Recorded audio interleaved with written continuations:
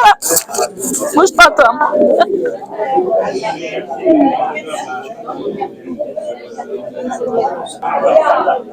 Bonjour Pauline. Bonjour. Alors, Depuis. 2000, c'est ça. Exactement. Ouais.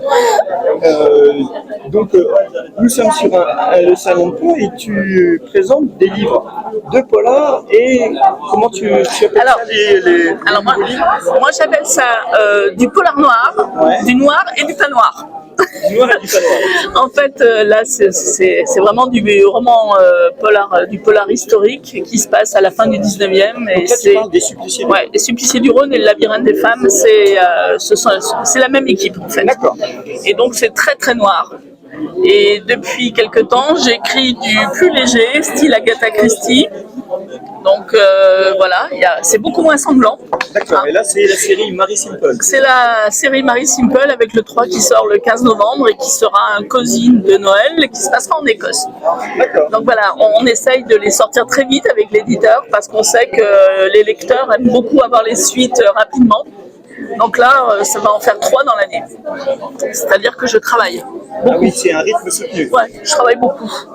Alors, par exemple, les suppliciés du Rhône, ça Oui. parle un peu de quoi, toi? Alors, les suppliciés du Rhône, c'est le début de la criminologie à Lyon, auprès de la Cassagne. Donc, c'est un peu, c'est ce qui avait été mis par Le Point à l'époque quand il est sorti en 2019. C'est un peu le début des experts, avec les moyens du bord, c'est-à-dire que Galton a déjà fait les empreintes. Il y a Bertillon qui a déjà mis en place ces fiches où il prend en photo, où il prend les empreintes. Mais il faut quand même savoir que tout ça a été très localisé et il n'y avait pas d'échange. Donc en fait, il a fallu mettre en place des équipes pour qu'elles puissent aider la police qui au départ ne voulait absolument pas être aidée parce que pour la police, enquêter c'était suivre le meurtrier et non pas aller voir s'il avait laissé des empreintes ou quoi que ce soit quelque part. Voilà, donc ça a été très long à mettre en place. Mais ils y sont arrivés. La preuve, c'est que maintenant. Et donc, pourquoi être passé du polar noir au polar pas noir? Alors déjà, ma maison d'édition qui était livre de poche, c'était le label de livre de poche affirmé. Ah oui, déjà. Donc ils sont en livre de poche, ceux-ci maintenant. Mais donc le Mont 3, j'avais signé, mais il n'a pas pu sortir. Et il faut savoir que c'est très difficile de trouver une maison d'édition qui reprend une série en cours de route. Donc le 3 est écrit. Et j'attends de voir.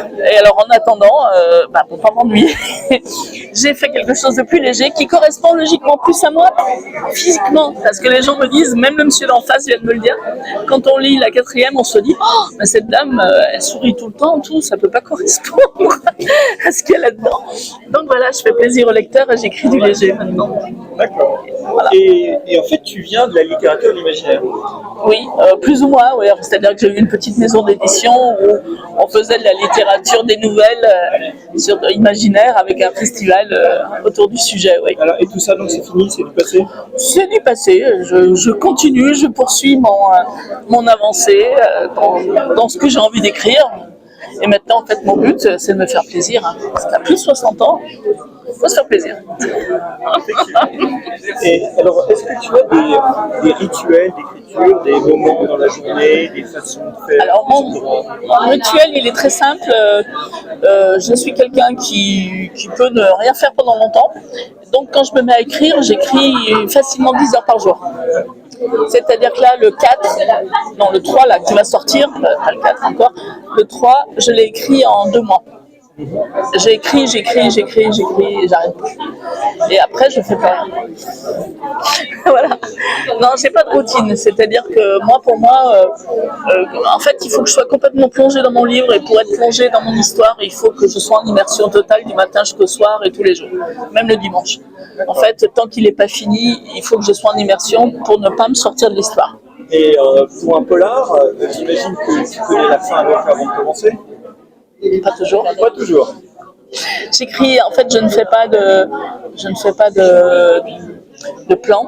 Je ne fais pas de synopsis. Je pars comme ça à l'aventure. En fait, c'est pour cette raison que j'ai besoin d'être en immersion, parce que tout est dans ma tête. Donc en fait, il ne faut pas que ça en sorte. C'est pour ça que j'écris vite. Et tes personnages, justement, comment tu travailles tes personnages? Ils sont dans ma tête aussi. Comment? Ils sont aussi dans ma tête. suis très habitée. Non, en fait, je me sers. Au niveau historique, je fais quand même beaucoup de recherches avant. Il faut quand même pas, ça sort pas tout seul. Hein. Donc, vu le boulot qu'il y a, il faut absolument que je travaille là-dessus pendant longtemps. Et quand j'écris, je reprends tout ce que j'ai vu avant, toutes les notes que j'ai prises, pour me remettre aussi dans ce fameux bain. Et mes personnages viennent avec, en fait. Ils se créent par rapport à l'ambiance. Je leur fais des caractéristiques particulières par rapport à l'ambiance du livre, en fait. Et après, je les suis. C'est ce que j'ai fait pour cela. Et c'est ce que je fais pour Marie Simple. En fait, là, j'ai voulu créer une forme de contre-pied, pas Agatha Christie, je sais pas si... voilà, j'ai voulu faire quand même une héroïne de plus de 60 ans qui représente les femmes de plus de 60 ans maintenant et pas celles des années 50. Voilà. Oui, forcément, parce que le monde a un peu changé. Alors, Marie Simple, donc ça se passe, c'est contemporain, c'est de nos jours. C'est de nos jours, c'est dans le Normand. Elle a habité en Écosse pendant 40 ans et avec son mari. Et là, elle est venue s'installer dans le Normand du moment qu'elle est veut. Elle revient puisque je la fais naître à Château-Chinon. Donc elle revient dans le Morvan et là, pendant un salon du livre, comme celui-ci, un écrivain est retrouvé mort. Je ne le souhaite pas, hein, avec une plume dans l'œil. Voilà. Et parce qu'elle participe à des salons comme celui-ci. Et en fait, voilà, elle se met à enquêter parce que son amie est mise en cause.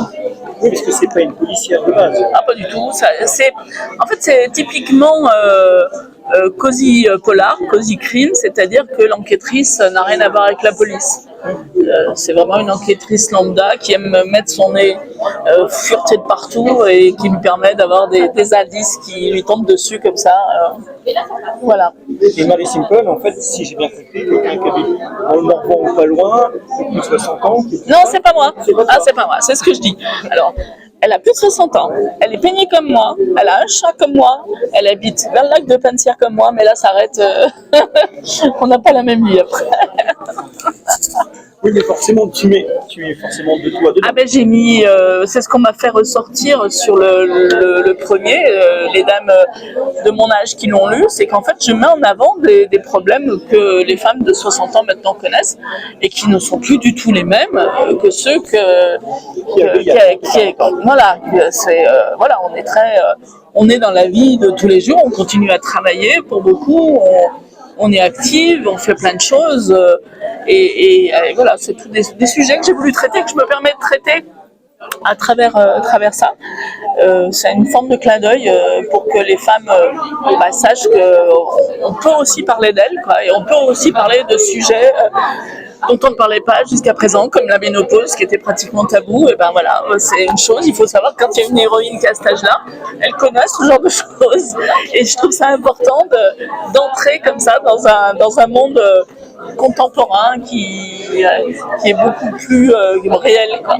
Voilà. Non, mais c'est bien d'entrer justement les héroïnes, les héros ailleurs qu'à Paris ou dans les grandes villes, donc à la campagne, et de mettre justement pas des jeunes premiers ou des jeunes premières. C'est ça. Et c'est comme ça qu'elle part après en croisière en Égypte. Voilà. Elle a raison. Donc pour l'adaptation, c'est pas toi qui joueras l'adaptation cinéma, c'est pas toi qui joueras le rôle alors. Non, promis. Je prêterai même pas mon chat parce qu'elle a un chat siamois et moi le mien, il est écaille de tortue. Donc c'est même pas le même chat. Donc le projet immédiat, c'est la sortie du tome 3 de Marie Simple. Oui, le 15 novembre, il se passera en Écosse puisqu'elle a vécu 40 ans en Écosse.